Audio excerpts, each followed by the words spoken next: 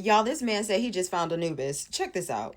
What if I told you that St. Christopher, who is often depicted as a dog headed saint, actually was a dog headed saint? And not only that, but I could prove it. Would you keep watching? You see, not only have these dog headed creatures been talked about throughout history, but I actually found one. A petrified one. A really, really, really well known petrified one. But before I show you actual evidence of the Egyptian demigod Anubis's remains, I gotta build a case. And I'm gonna let a few people who have built the case for this do this for me. Throughout history, there have been numerous accounts of dog-headed people living in distant lands. You've probably seen images of the cynocephalus before. Cyno means dog, and cephalus means of the head. For example, you've probably seen the Egyptian god Anubis, the god of death and embalming. Anubis has been found in Egyptian tombs, and he has the body of a man and the head of a jackal. This is a cynocephalus. The detailed written accounts by explorers, conquerors, and missionaries of these cynocephali in India, Asia, Africa, and Europe are actually rather consistent. In fact, these strange beasts were described in writings as recent as the last few hundred years.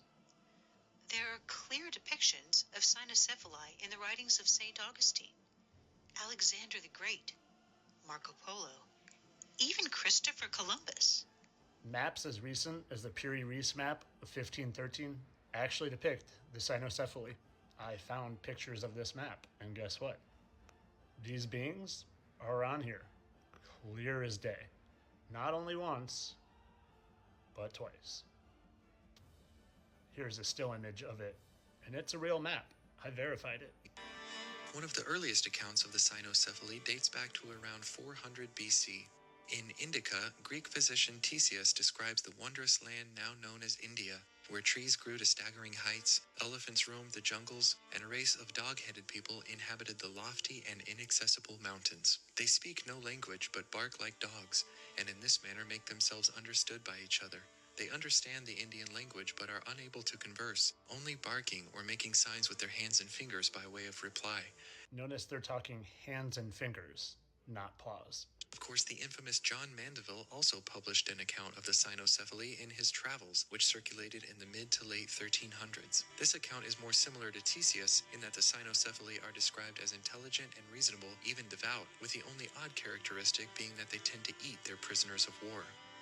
After that isle go men by the sea ocean, by many isles, unto an isle that is clept Nakumera, that is a great isle, and good and fair. And all the men and women of that isle have hounds' heads, and they be clept cynocephalies, and they be full reasonable and of good understanding, save... Now, St. Christopher is not only said to be a dog-headed being, but also a giant being.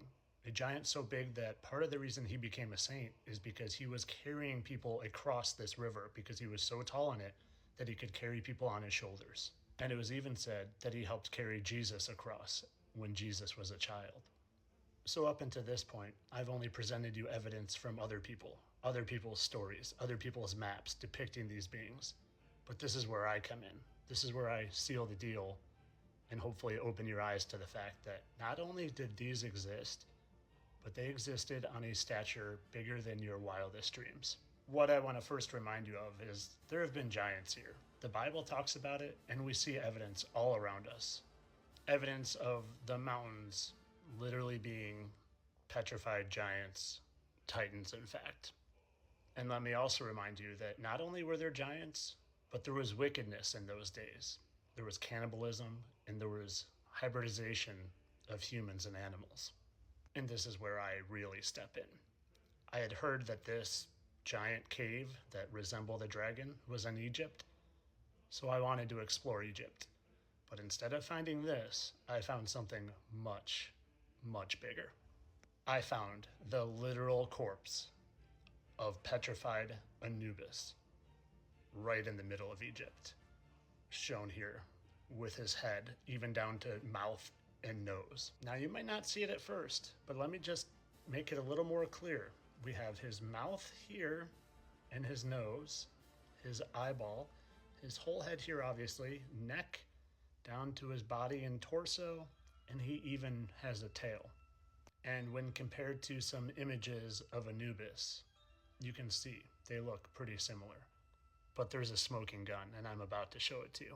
You see, even in the hieroglyphics, Anubis is depicted with this, and sometimes that is in his staff, kind of like in this hieroglyph. And even in cartoon images, he's depicted with it. And I don't know about you, but what I see in that staff, I see right here, even with its long, straight, petrified staff. Now, if that's not a smoking gun telling you that this is actually the Egyptian demigod Anubis, I don't know what is. Now, I went on to find some even crazier anomalies in this terrain, like this bird-looking creature right here, and this owl-looking one right here that I'll show you in a second. But let me also point out his tail that comes down and around. And it just so happened that I found a bird hieroglyph that looks very similar to that bird outline in the terrain of Egypt. And even though this one's harder to see, also an owl in the terrain of Egypt with its face being right there. It's the dark outline there. And all of them, the bird, owl, and even possibly Anubis in one giant hieroglyph. And I don't know about you, but that head looks awfully small for that body. Kind of like it was an afterthought. Kind of like originally, maybe it was something different. Now, luckily for me, you can explore this yourself. All you have to do is take a little trip to Egypt and see what you see. Now, I know this is a whomper of a tale, but I think I've provided you some pretty solid evidence to at least open your mind to some of these things. And maybe next time I'll talk about this giant looking platypus thing that's 3 times the size of Anubis, also in Egypt. That's all for today. I hope you guys enjoyed my tale of entertainment. Of course I know there's no such thing as dog-headed creatures. No, we just live in this physical world where only humans have evolved from apes, and we live on a spinning planet, and Big Bang happened. Yeah, all that stuff. Just for entertainment purposes. You guys know I'm a satire account. Have a great day. Now, comment below if you already knew this, because I swear I am shook, sis. I believed every word. Y'all saw me. I was eating it up. I was eating it up.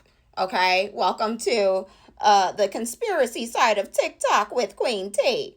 Thank you for joining me, everybody. Comment down below if you believe this, yo. And stay tuned for more content like this. I love you. So until next time, y'all know to stay on your grind, continue to shine, and know that I love each and every one of your behinds just the way you are, my superstars.